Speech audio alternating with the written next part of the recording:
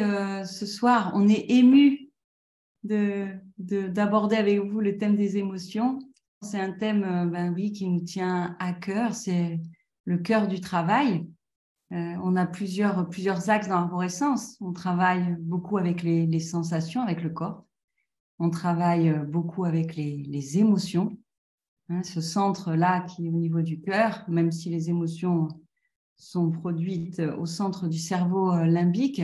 Et on travaille aussi beaucoup avec l'axe de la conscience. Alors, si on nous a donné 5 sens pour sentir, si on nous a donné cette capacité à penser, mais aussi à être traversé par des intuitions, c'est bien que ça a un sens et les émotions ont toute leur place. On est dans un monde où les émotions sont gérées.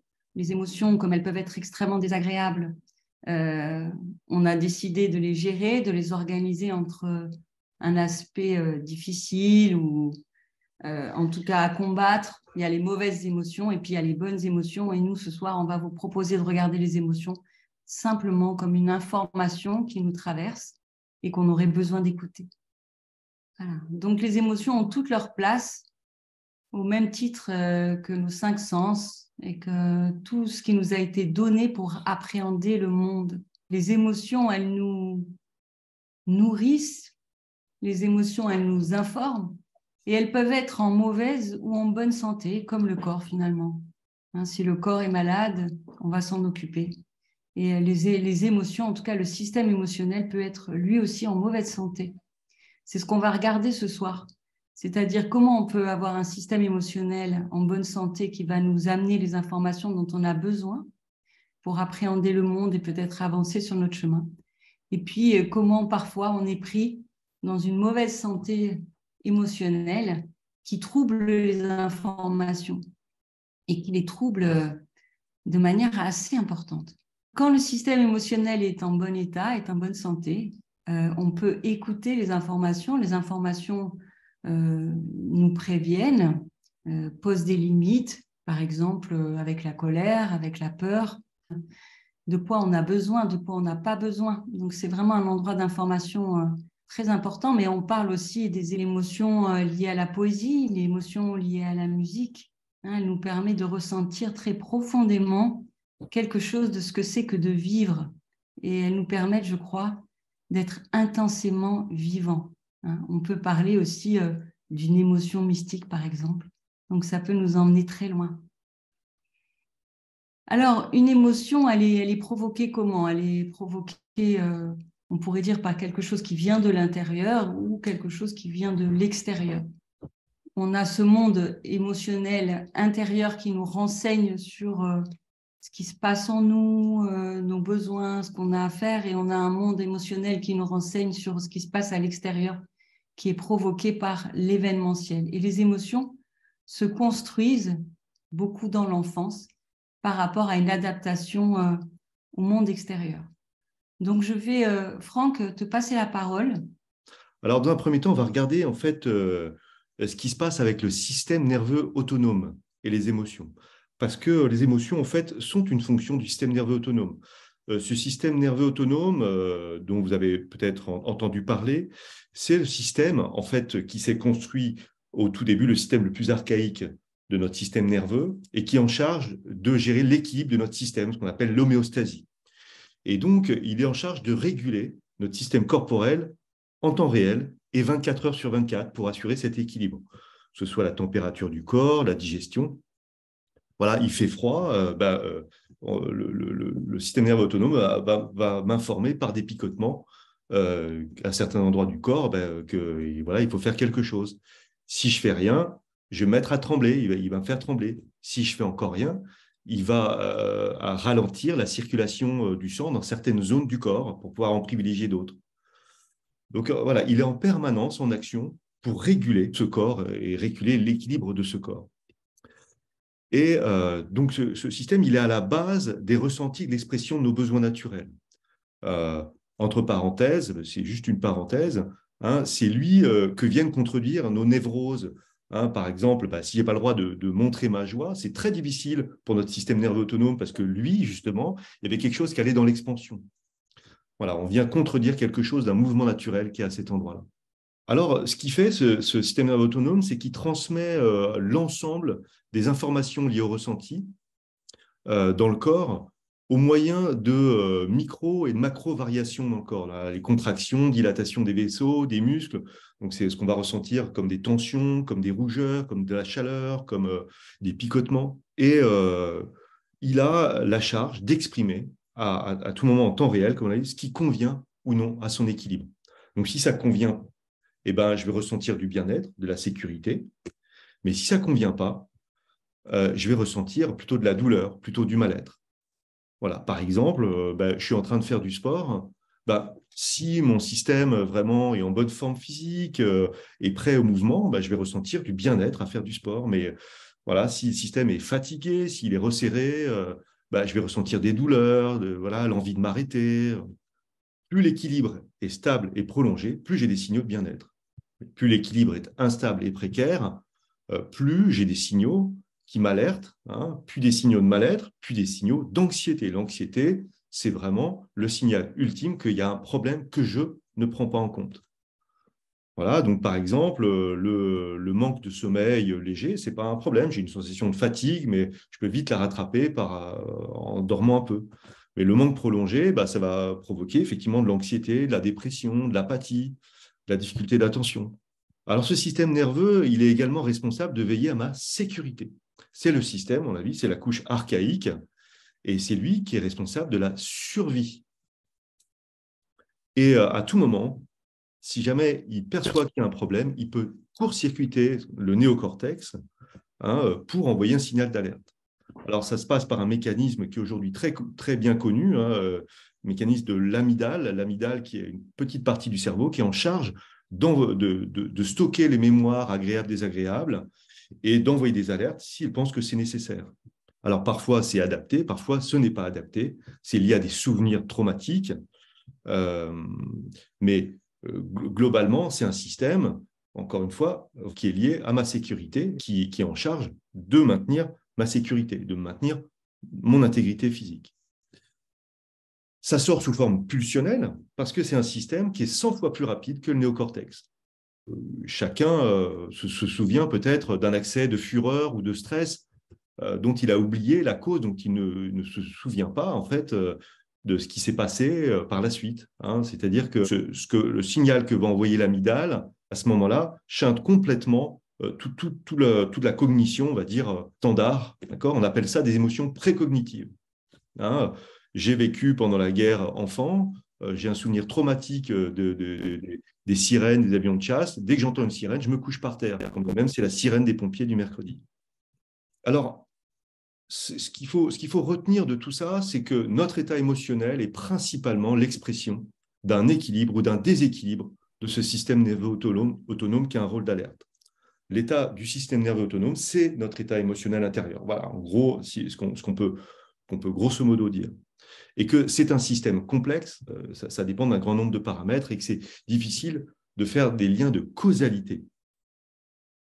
Ça, c'est pour vraiment le lien entre les émotions et le système nerveux. Alors, quel est le rôle vraiment de l'émotion? Alors maintenant qu'on comprend un peu d'où ça vient l'émotion et comment ça se passe avec le système nerveux, en fait, quel est son rôle? Alors, comme on l'a vu, le rôle premier, c'est la survie.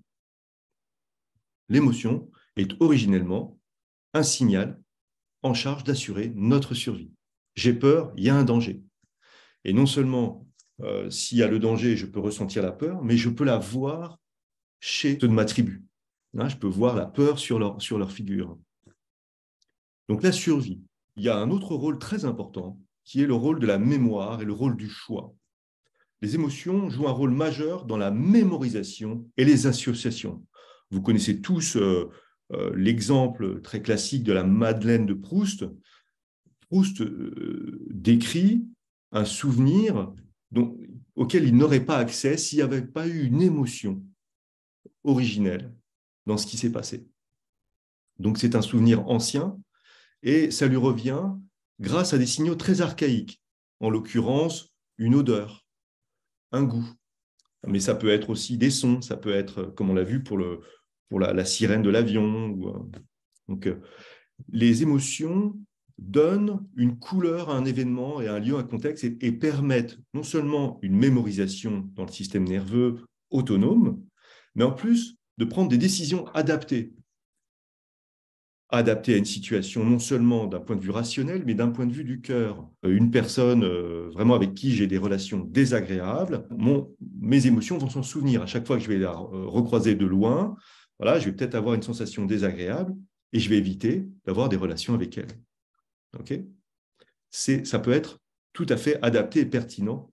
Voilà, elles nous aident à faire des choix qui sont importants. Elles empêchent un quotidien plat et répétitif. Les personnes, des expériences de fait, les personnes à qui on enlève cette fameuse amygdale qui est dans le cerveau limbique et qui permet d'émettre justement d'avoir ce contexte mémoriel, n'ont plus aucun impact avec leur environnement, ne sont plus impactés par ce qui se passe autour d'eux en fait, et finissent par se détacher relationnellement. Et d'ailleurs, qui se souvient des voyages qui se sont bien passés, par exemple? Voilà, un voyage sans incident, quelque chose qui est sans incident, on a tendance à l'oublier. Sans incident ou sans même quelque chose de positif. Troisièmement, les émotions ont vraiment une importance du point de vue de notre vécu intérieur. L'émotion est un témoin majeur de la vie en nous. Voilà, comme on l'a vu, c'est comme ce paysage, comme on vient de le voir, elle donne un relief à un paysage en nous qui change à chaque instant. Donc, c'est notre monde intérieur en mouvement perpétuel. Voilà, on a vu, comme l'a dit Emmanuel, l'émotion a un rôle informationnel. Elle est le tableau de bord de notre voiture qui nous donne les paramètres, vitesse, température, etc. Un peu comme notre GPS qui nous permet de prendre les bonnes décisions adaptées, mais parfois les mauvaises, quand il y a les aspects traumatiques qui ressortent. Ça, on en parlera, Emmanuel va en parler un peu plus loin. Un camion me fonce dessus à 100 à l'heure, j'ai peur, c'est adapté, je dois m'écarter de sa trajectoire. Alors, cette information, elle n'est pas discutable ou pas négociable. Ce serait vain de vouloir faire comme si elle n'existe pas. Ça, ce serait faire une sorte de déni. Je vois un feu d'artifice, ça me met en joie, c'est comme ça. Quoique, par exemple, mon critique intérieur puisse en penser et dire, ah non, c'est bête. Non, ça me met en joie, un feu d'artifice, par exemple. Cette information, elle est subjective et elle parle de mon monde intérieur, de ma subjectivité propre. Je suis en colère contre le gouvernement parce qu'il ne prend pas telle mesure ou pas telle autre mesure. Voilà. Et ce serait une erreur de penser que tout le monde devrait être de mon avis. Ça me regarde. Et là, on retrouve avec l'émotion et l'intelligence émotionnelle dont on va parler un peu plus loin, l'enjeu de la différenciation. Le processus d'individuation, c'est justement arriver à prendre conscience que ces émotions me sont propres et subjectives. Donc là, on retrouve dans l'enjeu émotionnel, l'enjeu relationnel également. Et donc ça aboutit à notre dernier point, le rôle de l'émotion, elle est relationnelle. Les émotions ont un rôle majeur dans les relations, et notamment les relations sociales, dans leur capacité empathique. L'empathie, c'est la capacité à s'identifier à autrui, à ce qu'il ressent, et à pouvoir justement décoder un certain nombre d'informations à partir de ça. Et l'empathie, c'est un facteur central pour les interactions sociales. Et l'exemple qui est assez classique, tous les troubles du spectre autistique, donc ces personnes qui ont tellement de mal à interpréter les comportements, les émotions sociales, et qui sont donc tellement en difficulté dans les interactions. On a vu à quel point les émotions sont une richesse. C'est vraiment quelque chose qui nous a été donné pour appréhender le monde dans ses aspects les plus merveilleux et aussi dans ses aspects régulateurs, effectivement, simplement de notre corps et de notre mental, une manière de rester en bonne santé, en bon état. En tout cas, ce qu'on peut voir, c'est qu'on ressent une émotion et que cette émotion, elle va être ou non adaptée à la situation.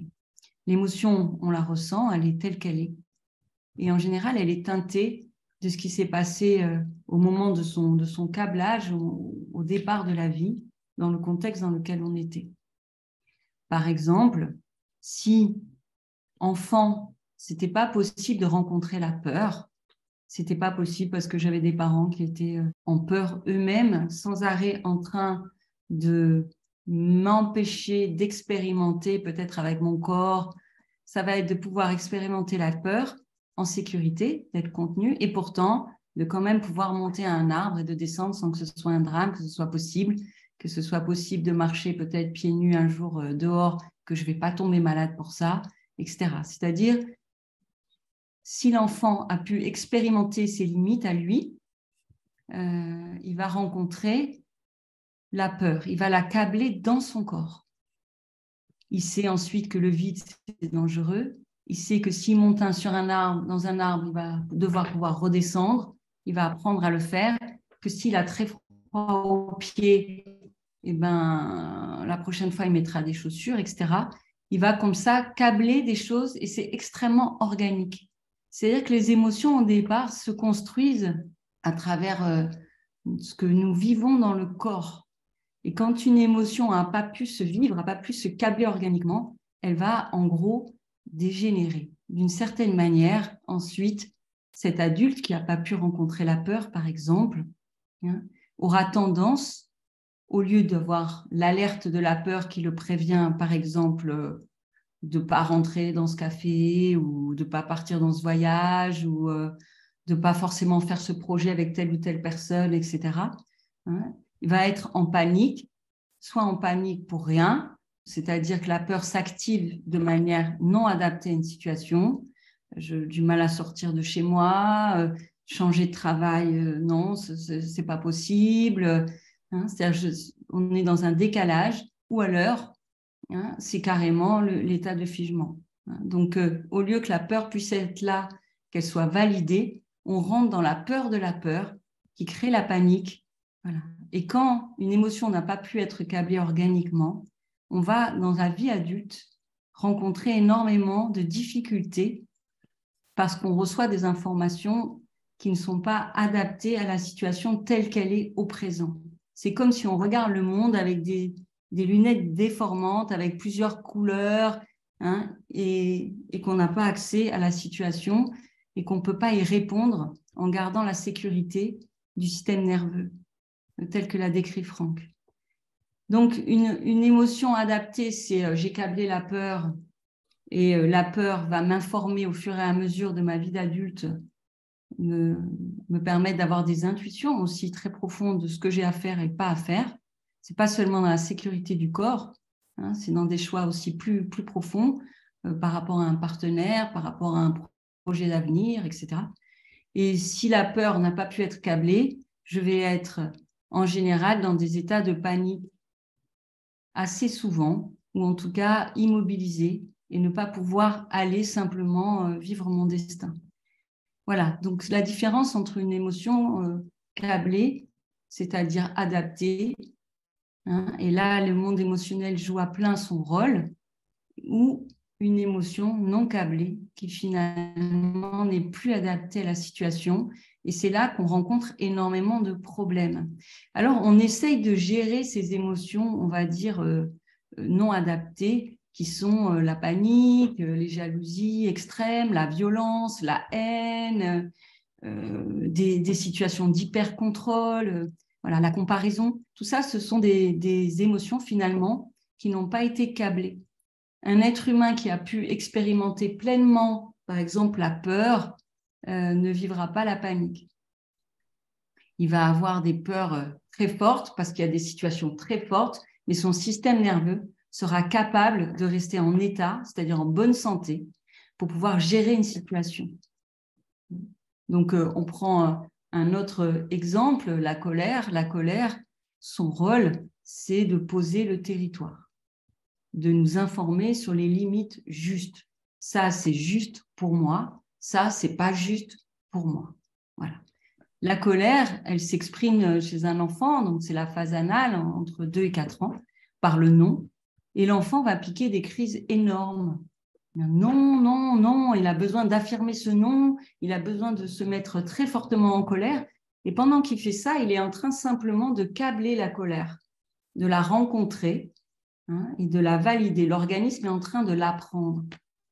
S'il est avec des parents qui ne supportent pas la colère, et qu'à chaque fois qu'il y a une crise, ils le mettent au placard tout seul, la colère va devenir quelque chose de négatif. S'il est avec des parents violents, qui ont tendance à se mettre en colère, qui ont tendance à être agressifs, en général, l'enfant, il va ravaler sa colère parce qu'il ne veut pas en rajouter, il ne va pas rajouter au désastre, etc., etc. Quelles que soient les circonstances où la colère va être possible, où elle ne va pas être possible. Une colère possible chez un enfant, ça veut dire, moi, en tant qu'adulte, en tant que parent, je ne suis pas dérangée non plus outre mesure par cette colère. Ok, tu fais ta colère, c'est pas pour ça que je coupe le lien avec toi. Je suis en lien avec toi. Et je ne te juge pas et je ne te rejette pas parce que tu as encore. Et je vais aussi mettre des limites à ta colère, parce qu'on ne fait pas n'importe quoi avec un être humain, où je vais te contenir physiquement, ou je ne vais pas te punir parce que tu fais tes colères, etc. À ce moment-là, l'enfant va câbler organiquement la colère. C'est-à-dire qu'il y a une relation entre cette émotion et les sensations et le contexte. Et ensuite, dans la vie d'adulte, l'adulte va pouvoir avoir accès à ses limites. C'est-à-dire que poser un nom, ce sera OK, mais ce ne sera pas non plus réactionnel, toute une histoire, ce sera normal, simplement normal. Ça, c'est ma limite. Ça, c'est bon pour moi, et là, ce n'est pas bon pour moi. Et alors, si malheureusement cette émotion de la colère n'a pas été câblée organiquement dans le système, eh bien, on va avoir des situations extrêmes donc de violence, jusqu'à violence physique, violence verbale, la haine, c'est-à-dire que la colère ne peut pas monter pour nous informer qu'il y a un problème. Donc, en général, elle est contenue et elle va exploser. C'est comme une espèce de cocotte minute qu'on a au fond du ventre.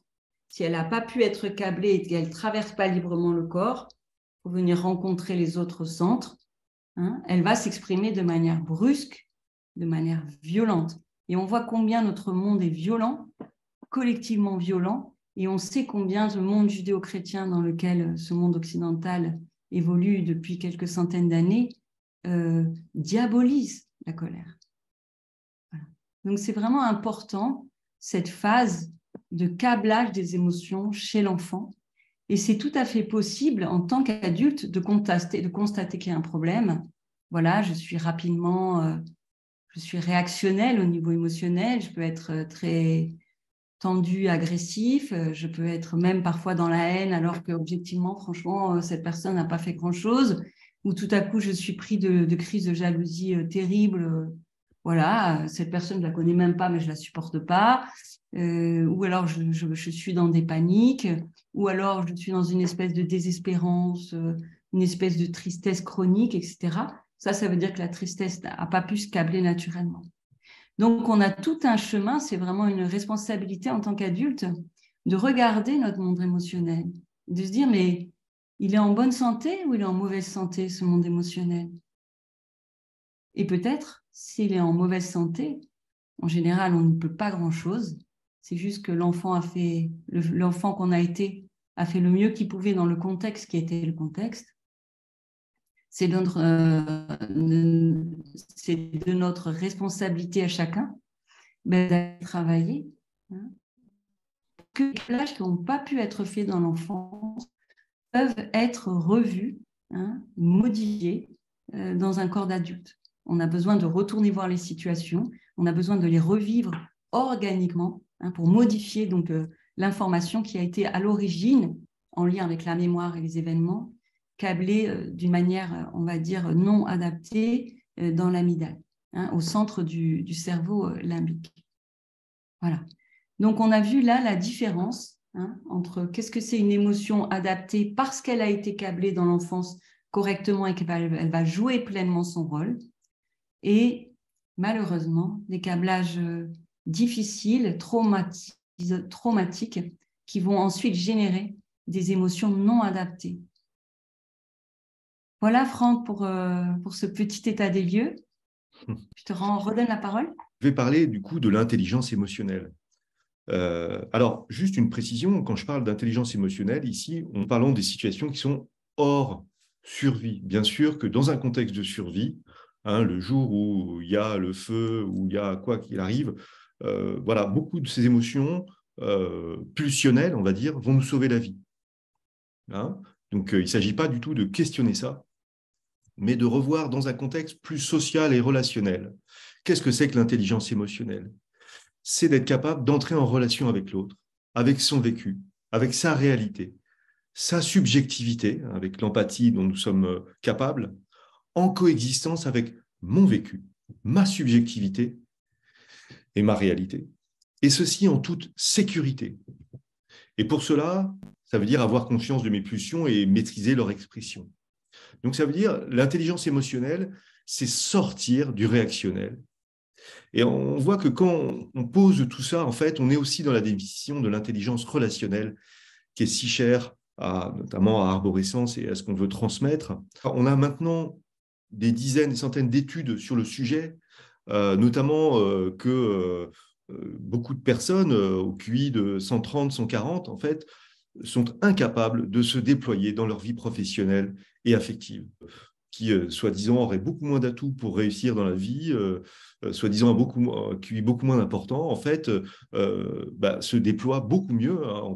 Je vais éviter le terme de réussite parce qu'il est subjectif, mais en tout cas, arrivent à se déployer et avoir un déploiement heureux, relationnel, affectif et professionnel, avec des outils beaucoup moins importants. Et en fait, le point commun de ces personnes-là, c'est vraiment leur capacité, justement, à être dans l'intelligence relationnelle, l'intelligence émotionnelle. Et ce qui implique 3 qualités. Une bonne sécurité ontologique, ça veut dire un sentiment d'être plutôt en sécurité avec moi-même dans ma vie quotidienne et avec l'autre.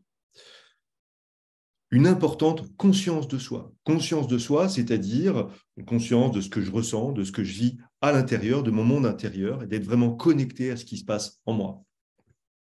Et troisièmement, une bonne capacité à questionner et à explorer les pulsions et les alarmes, ces fameuses alarmes neuronales qui peuvent surgir et qui pourraient être périmées, justement, qui pourraient venir du passé, non adapté. Ce schéma, il est issu de la théorie polyvagale de Stephen Porges, qui dit qu'il y a, c'est l'état actuel de la recherche, à peu près 3 niveaux dans le système nerveux autonome, qu'on appelle le vagal ventral, le sympathique et le vagal dorsal. Et que ces trois parties du système nerveux ont chacune une fonction bien précise.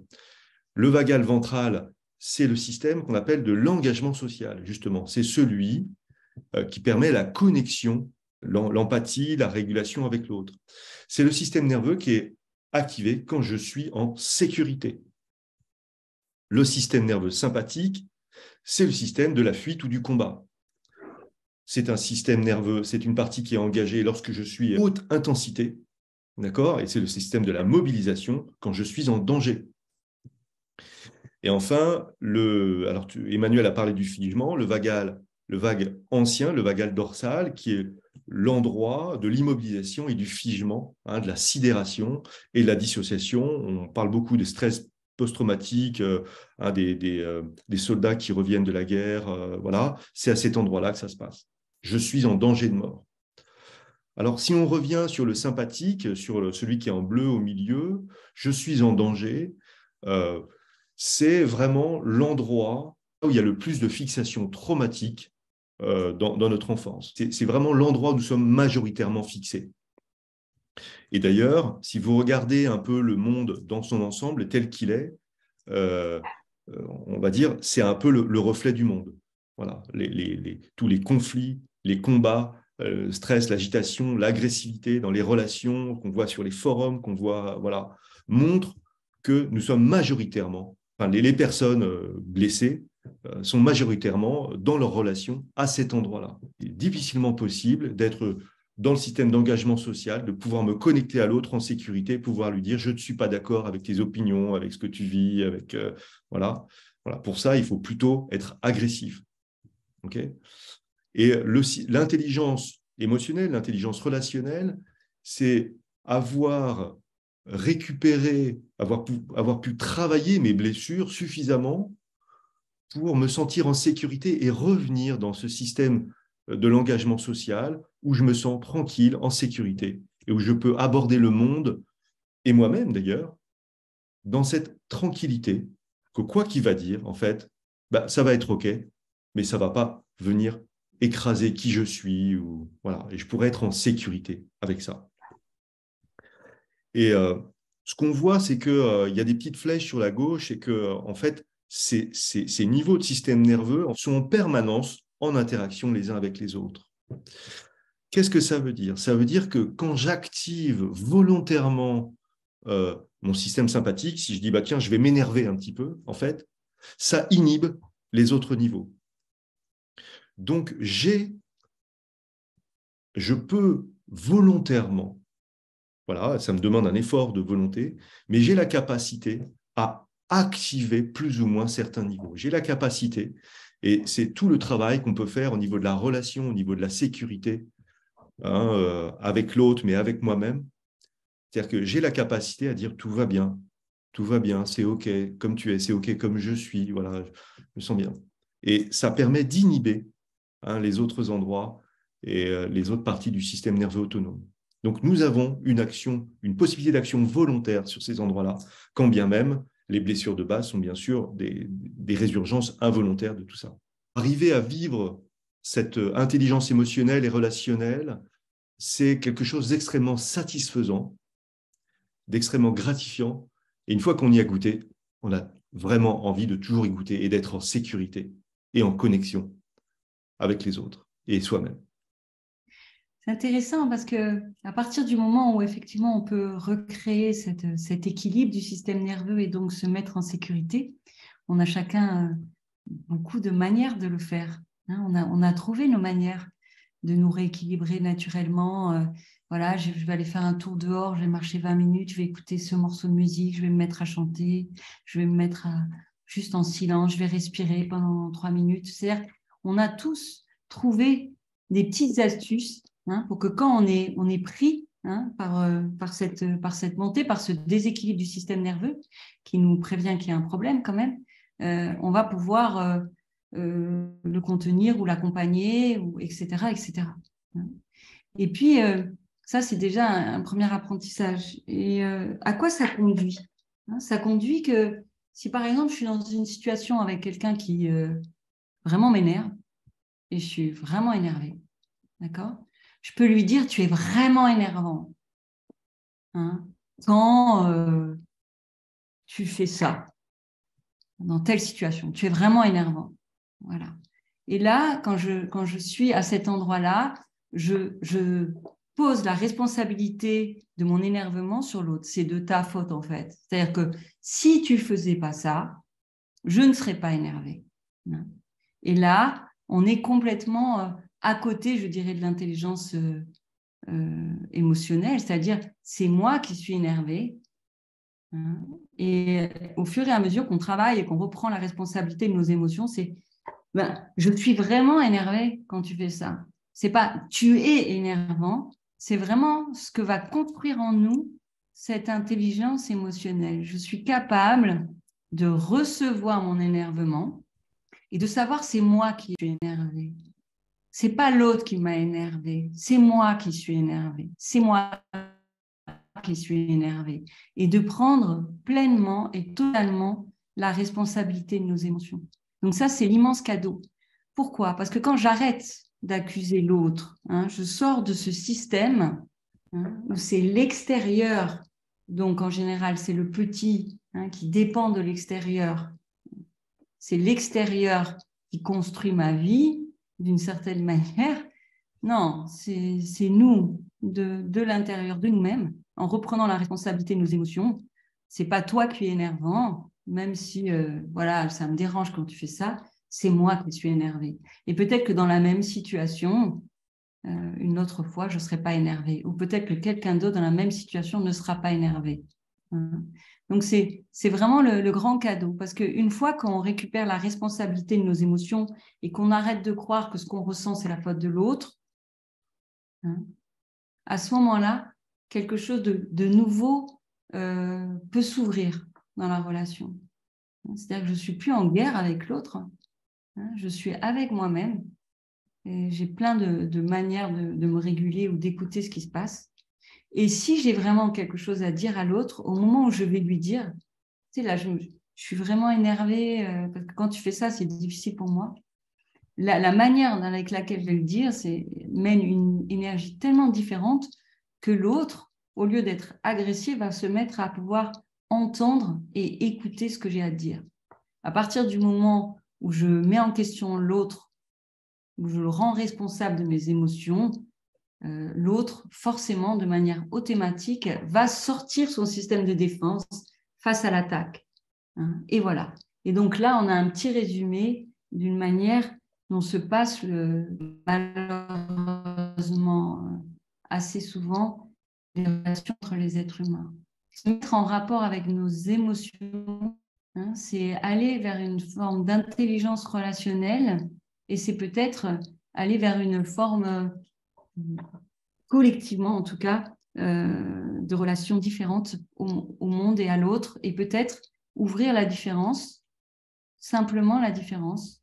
On est tous différents, et ce qui se passe sur la planète de l'un ne se passe pas sur la planète de l'autre. Et que si à un moment donné, on pouvait entendre que cette différence n'est pas un problème, que cette différence de perception du monde ou de perception de l'autre n'était pas un problème, il y aurait beaucoup, beaucoup de conflits qui seraient simplement absents. 2-3 minutes maintenant pour vous parler d'un stage. Donc, dans Arborescence, on propose un stage qui s'appelle la vie organique des émotions. C'est un stage qui dure 4 jours. Là, c'est un stage où on va rencontrer 5 grandes émotions qui nous habitent tous, hein, la peur, la tristesse, la colère, la joie, l'envie et aussi l'amour. Hein. Comment est-ce qu'on a pu ou pas câbler, et on peut les avoir en très bonne santé, en état de santé moyen, ça fonctionne, mais c'est pas, et puis en très mauvaise santé. Donc déjà, ce stage, c'est l'occasion de faire un état des lieux, puis ensuite de faire un travail de transformation. Hein, comme je le disais tout à l'heure, on peut, se remettant dans certaines situations, parce qu'on travaille beaucoup en psychocorporel d'arborescence, hein, donner l'occasion au corps, hein, de revoir ce câblage. C'est un peu comme si on faisait une mise à jour de l'information à l'intérieur de nous. Donc voilà un petit peu ce stage. Hein, c'est une belle aventure de 4 jours. C'est aussi intéressant de voir et son système et d'avoir l'occasion de voir comment ça s'est passé pour d'autres et de commencer à ouvrir le monde de la différence et de se démélanger du monde émotionnel de l'autre, hein, en clarifiant le sien. Voilà un petit peu le projet du stage. Quels outils vous employez dans ce stage justement pour faire ce travail de transformation? Dans tous les stages d'arborescence, on va utiliser des outils qui sont donc à la fois psychocorporels. Psychocorporel, ça veut dire quoi?